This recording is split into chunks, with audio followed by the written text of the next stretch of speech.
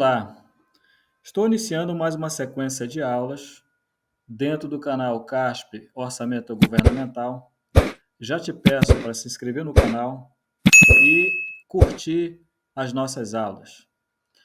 Nesse tema de hoje, eu estou tratando sobre descentralização do crédito orçamentário, em que nós temos duas modalidades, as provisões e os destaques.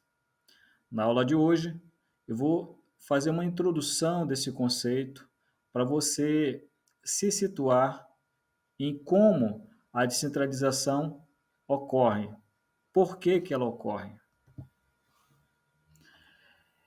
Esse quadro que eu estou apresentando para você é um quadro que existe em todas as leis orçamentárias no Brasil. No caso aqui, é um pedaço do orçamento do governo do estado do Amazonas, relativo ao orçamento de 2021, em que nós temos desse lado aqui os vários órgãos que compõem o estado do Amazonas e nessa extremidade, onde tem geral aqui, ó, as respectivas despesas desses órgãos.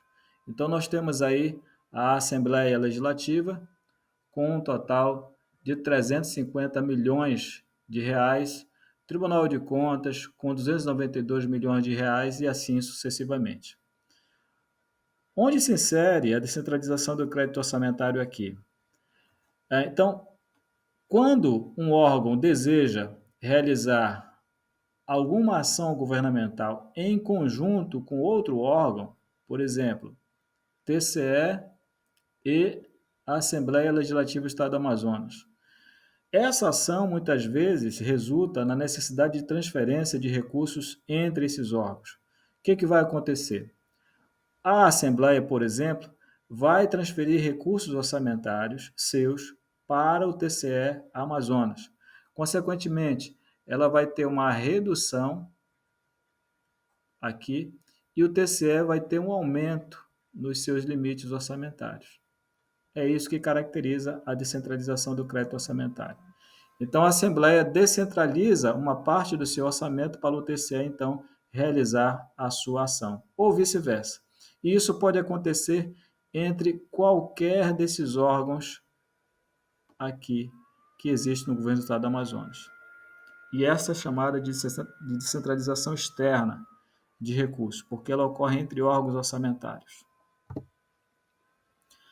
Nós temos no governo federal o Tribunal de Contas da União, em que existem várias unidades no seu interior. O TCU recebe ou recebeu autorização para gastar via Lei Orçamentária do Governo Federal 2021 de 2 bilhões e 300 milhões de reais. Isso é o TCU enquanto órgão. Só que o TCU possui várias unidades espalhadas pelo Brasil. Brasília, Amazonas, Pará, Rio Grande do Sul. E todas essas unidades também precisam realizar gastos. Como é que o tribunal, então, divide parte desse limite que ele recebeu da Lua 2021 com essas unidades? Através da descentralização também de recursos orçamentários, chamados de descentralização interna de recursos. Tá? Então, nós temos duas modalidades. A descentralização externa, que eu mostrei anteriormente, em relação à Lua do Amazonas, e a descentralização interna, que eu estou tomando, por exemplo, aqui o TCU dentro da Lua do governo federal. A descentralização interna é chamada de provisão, porque ela circula dentro do mesmo órgão. A descentralização externa é chamada de destaque, porque ela circula entre órgãos orçamentários diferentes. Então, essa é a diferença entre ambas. Também nós temos o QDD, por exemplo, da Câmara dos Deputados. Então, ela tem, na Lua 2021, uma autorização para gastar em torno de 6,4 bilhões de reais. A Câmara dos Deputados não possui unidades espalhadas pelo Brasil. Ela concentra suas atividades em Brasília. Então, ela vai receber esse crédito e vai gastar só em Brasília. Regra geral, ela não transfere recursos para outros órgãos do governo federal ou do governo dos estados ou dos municípios. Não há transferência de recursos. Tá? Mas é possível que a Câmara ajuste, por exemplo, um convênio com o Ministério da Educação, envolvendo uma ação conjunta de interesse da Câmara dos Deputados. Com isso, ela envia para o Ministério da Educação parte desses recursos orçamentários. Então, esses recursos vão ser reduzidos no valor do envio que tem por destino o Ministério da Educação.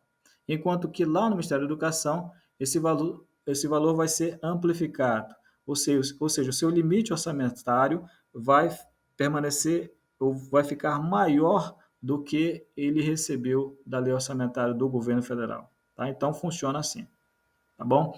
Então, regra geral, essa é a forma como a descentralização do crédito orçamentário é gerida no Brasil. Tá? Ele tem essa finalidade. Finalizo então a minha aula aqui com você, espero que tenha gostado. Já te convido a participar da nossa próxima abordagem, em que eu vou continuar a tratar do tema de centralização do crédito orçamentário. Um grande abraço, até a próxima aula.